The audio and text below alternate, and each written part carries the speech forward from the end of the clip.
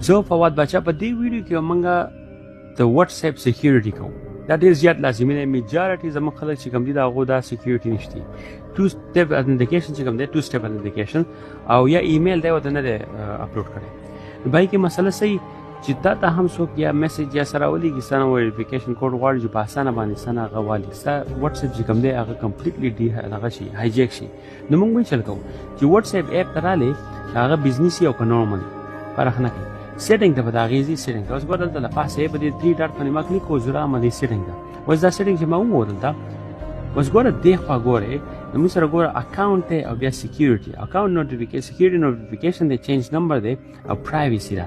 نو موږ به هېڅ کار وکړو چې زه به راشم دې اکاونټ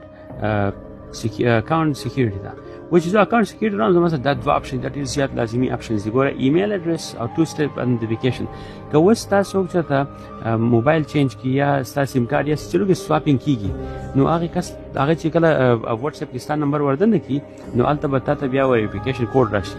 نو چې هغه انټر کړي نو د هغې نه بعد به تا ته بیا په ګوره په ایمیل باندې هم کوډ راشي. ایمیل باندې به هم ته پوه شي او 2 سټپ اتنټیکیشن چې کوم دی هغه درېمې سټپ دی اوس په دې کې چې هغه به بیا ته وهې.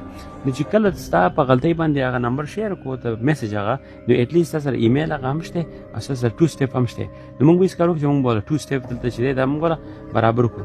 نو زه به خیر بیا دا پن ما اوس ورته وراچوم نو هغو ډایرکټ ما ته اوس ووایي چې ګوره ایمیل ورته هم وراچوه. خو زه ګوره واپس دلته راشم ستاسو لپاره تاسو ته راشي اپشن یې ګوره دلته اوس راغلی دی چې ټرن اپ یور پن. موږ ټرن کوو نو ځکه چې موږ هلته ټرن آن کوو. نو زه به اوس بیا راشم ایمیل اډرس ته او دا خو به زه به داسې کار وکړم ته دې ویډیو لپاره بس په دې کې ما دا ایمیل ورکړو. ګوره زه بس دا نیکسټ کوم خو په دې کې ګوره هغه ایمیل ورکوئ چې ګوره بیا ستاسو مطلب دا چې ایمیل ته اکسس یي. که ایمیل ته یو اکسس نه و او دغه ایمیل ستاسو نه لاړو نو ګوره بیا به هم تلي پوه شو. صحیح ایمیل ورکوئ او صحیح کوډ یاد ساتئ چې بیا ستاسو یاد هم وي. نو زه به اوس کار وکړم زه به کوډ دې له اوس راوړم. اوس ګوره کوډ ما ترې پټ کړو ځکه چې پتې نه لګي. اوس ما ویریفای کړو ګورئ زما سره د دواړه اوس ویریفای شو.